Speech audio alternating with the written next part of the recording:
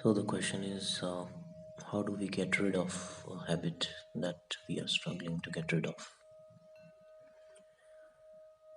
Well, we received many similar questions regarding habits related to smoking, alcohol, watching internet, social media, porn, masturbation, and many such habits. So we'll try to cover all those habits or addictions in this answer. Okay. Now, whenever you use the word addiction, first of all, you would have to understand that this is a very strong word which should not be used casually for any mild craving.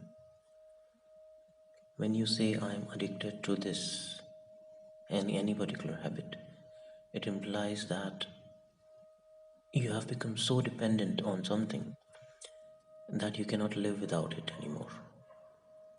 It is not only a dependency, but it has reached the level of enslavement. So, if the situation is this bad, then you would need a professional doctor along with support groups, help from family and friends, and all. In extreme cases, even rehabilitation center and strong medications may be required. But in most cases, people use the word addiction casually for mild cravings or habits which can be easily taken care of. Now, these mild cravings are called compulsive behavior. You feel compelled to do something or repeat a particular task or habit. So, you enjoyed something and you want to repeat that experience over and over again. Okay, that's a compulsive behavior. It has not yet become an addiction which you cannot live without. Because mind has this tendency to repeat the highest pleasure it has experienced so far. Okay, so problem starts when you start saying I'm addicted to this, even when it is just a craving. Okay, so there are two problems in this particular statement when you say I'm addicted to any particular habit. First, you're giving your mind a message that you cannot live without this thing, and in turn mind will accept this as your command, because in a way you are convincing your mind. Okay, so if you will keep on convincing your mind like this, I'm addicted, then definitely, even if there is no addiction currently, gradually your mind might create this addiction for you. Then definitely you will become completely dependent on it. Yeah. Second important point is using such kind of statements create too much identification with something which is not even true. So, as I mentioned earlier, I am addicted is a very strong statement. Even if you are going through cravings, a better statement would be my mind sometimes feel craving for this thing. Okay, don't use the term I am addicted. Even when you're trying to reduce the usage of any substance or any practice, don't use this term that I am addicted. You say my mind sometimes, feel a mild craving for this thing. In the second point, which I just mentioned, what you have done is you have created a distance between I and my mind by shifting from I am addicted to my mind feels craving.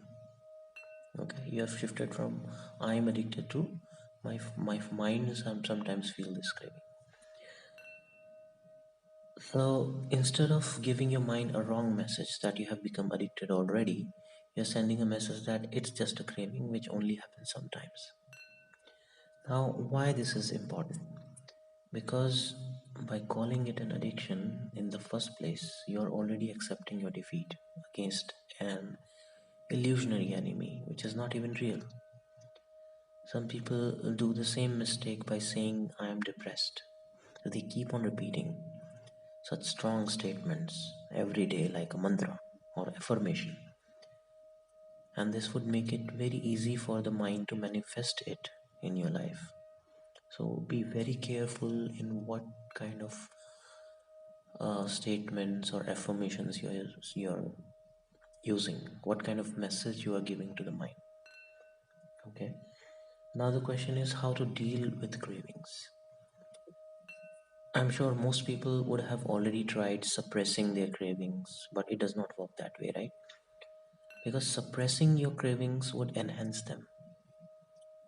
Wherever your attention is, energy flows there. That's what we have covered in the audio guide on True Self also. That wherever your attention is, energy flows there. And one more thing you would have to understand, that whatever you resist, it persists. You're making it more stronger because your attention is there. Right? To resist something, you have to focus on it. Correct? So, to suppress your cravings or emotions, you need to give attention there. By giving attention, you're giving more energy to that thought. And suppression is not the right approach, it never works. You're making your imaginary enemy, which is just a shadow, it's not even real, you're making it more strong. You're trying to fight with your own shadow, and you are making that shadow much more stronger than it actually is in your mind. Okay, so you need to shift your attention to somewhere else. Stop giving any importance to it. Okay, that's why I use the term mild cravings. Don't even use the word it's a strong craving, or this has become a habit. You don't use these types of words. Okay, just deal with it like any other thing. Do not try to suppress it. Do not force yourself. Okay, and never expect overnight results. Gradually you shift your attention to something else. It can be a morning walk, or you can develop some new habits. Gradually try to shift your attention gradually. Okay, that's how it would work. So it can be a temporary distraction or a better experience which gives you more pleasure than this one. Now, in this process, meditation can play a very important role.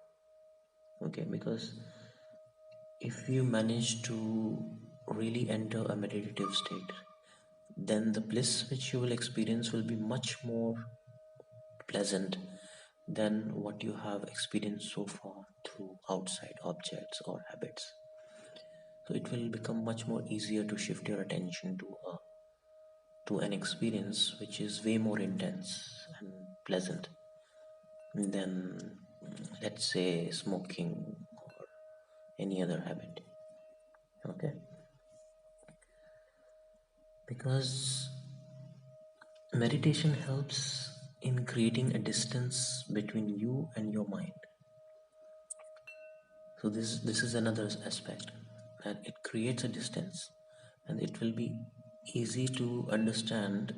Right now it's just a theory for you, but as soon as you start entering the meditative states, it becomes very obvious that mind is something which you can witness, and as soon as there is a distance between you and your mind, and you can witness your thoughts, then it becomes very easy to ignore the thoughts. It becomes very easy to ignore the cravings or any compulsion. Okay, so meditation makes it easier to shift and bring your attention back to the present moment from your mind's useless thoughts. With regular practice and patience, meditation can take you to such a blissful and peaceful state within, after which your mind will find previous cravings as non attractive. It would not mean much because mind always chases the highest pleasure it knows about. Okay, it has it. This is the tendency of mind. So here, meditative bliss is not about any ecstatic experience which you feel when Kundalini rises or certain energy centers open up. No, it's not about that. This bliss of the peaceful state is beyond those experiences also, where mind rests in its own source and you feel oneness with everything, literally. Once you dive into that state, then mind cannot bother you after that. Nothing in this environment or this any situation would not bother you much. Okay, so this is how you can gradually uh, cut down on any particular habit. For an example, suppose you have a habit of smoking, let's say 5 cigarettes in a day. So gradually you can cut down on it. So one thing you can do is give some time, whenever you feel this craving, just convince your mind that just wait for 5 more minutes. Okay, so I'm not saying you stop smoking immediately. No, just when you are feeling an intense urge, you just say to yourself, okay, I will smoke, but not right now, but after 5 minutes or 10 minutes. So gradually you delay it. Okay, this is one of the trick, and meditation would definitely help.